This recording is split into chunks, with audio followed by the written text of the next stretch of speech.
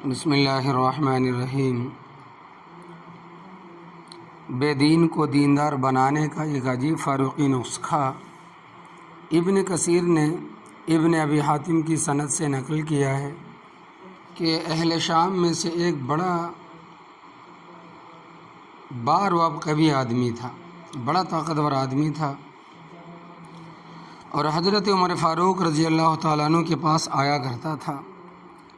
کچھ عرصے تک وہ نہ آیا تو حضرت فاروق اعظم رضی اللہ تعالیٰ عنہ نے لوگوں سے اس کا حال پوچھا۔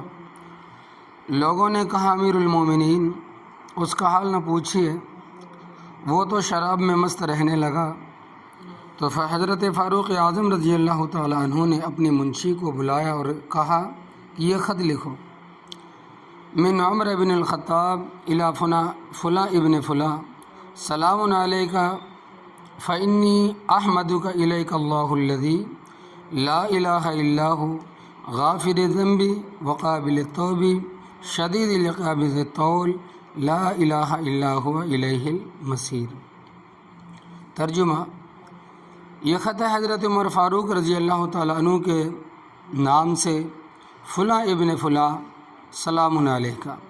اس کے بعد میں تمہارے لیے اس اللہ کی حمد پیش کرتا ہوں جس کے سوا کوئی معبود نہیں، گناہوں کو معاف کرنے والا، توبہ قبول کرنے والا، سخت عذاب والا، بڑی قدرت والا، اس کے سوا کوئی معبود نہیں، اسی کی طرف لوٹ کر جانا ہے۔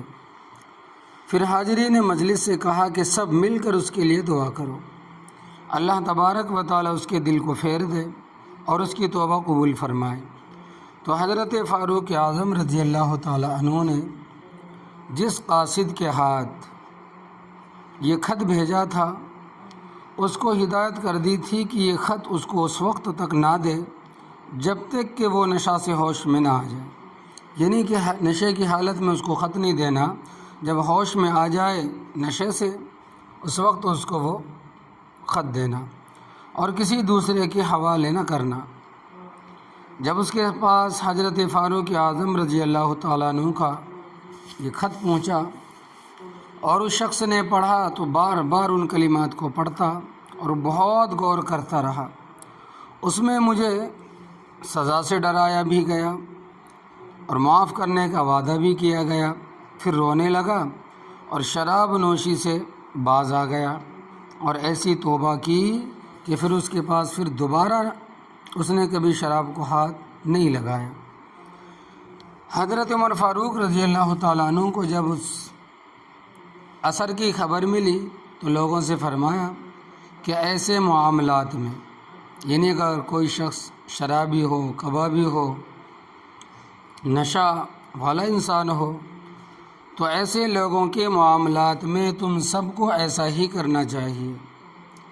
جب کوئی بھائی کسی لغزش میں مبتلا ہو جائے تو اس کو درستی پر لانے کی فکر کرو، راستے پر لانے کی فکر کرو، اور اس کو اللہ تبارک و تعالیٰ کی رحمت کا بھروسہ دلاؤ، اور اللہ تبارک و تعالیٰ سے اس کے لیے دعا کرو کہ وہ توبہ کر لے، اور تم اس کے